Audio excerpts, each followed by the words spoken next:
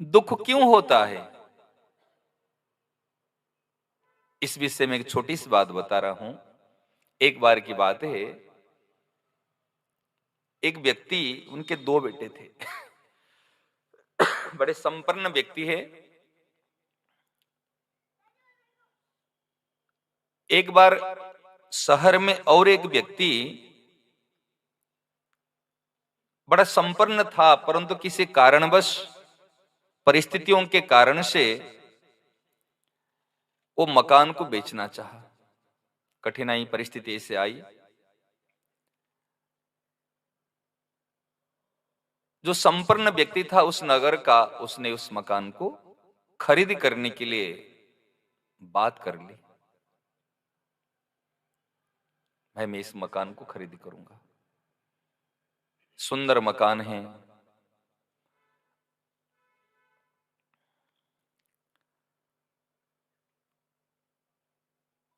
जब मकान खरीदी करने के लिए बात हो चुकी है और वो एडवांस वो दे दिया है, सब बात हो चुकी, ये बात बेटे को, एक बेटे को जानकारी है, दूसरे बेटे को जानकारी नहीं है।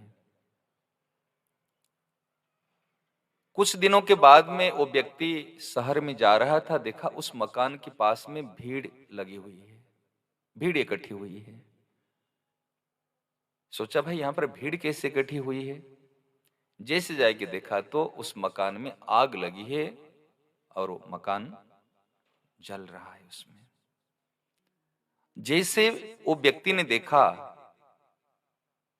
जिन्होंने मकान लेने की बात कर चुकी, बात हो चुकी थी, कुछ एडवांस दिया था, जैसे उन्होंने देखा और मकान में आग लगी है, देखते ही वहीं पर पछड़ा खा के गिर गया।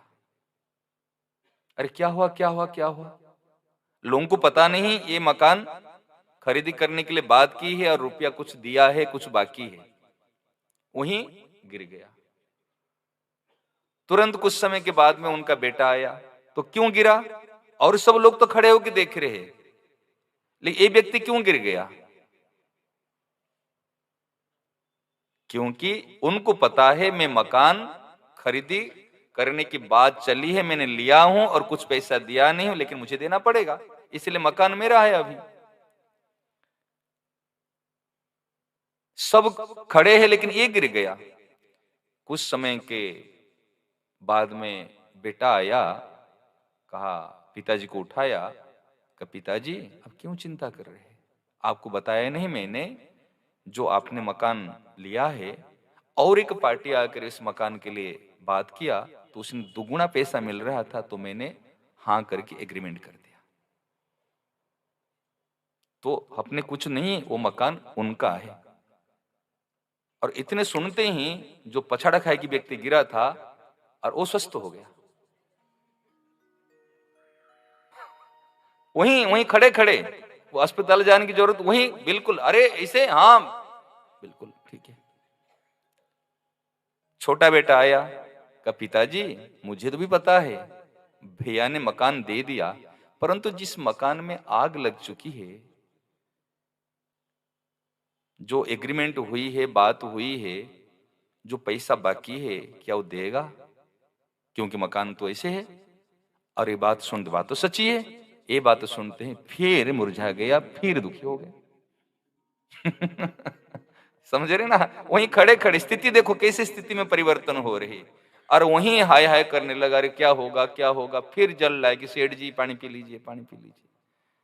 फिर ठंडा पानी, फिर वो आंख में, माथे पे डाले और पानी पिलाए, फिर सेठ जी थोड़े।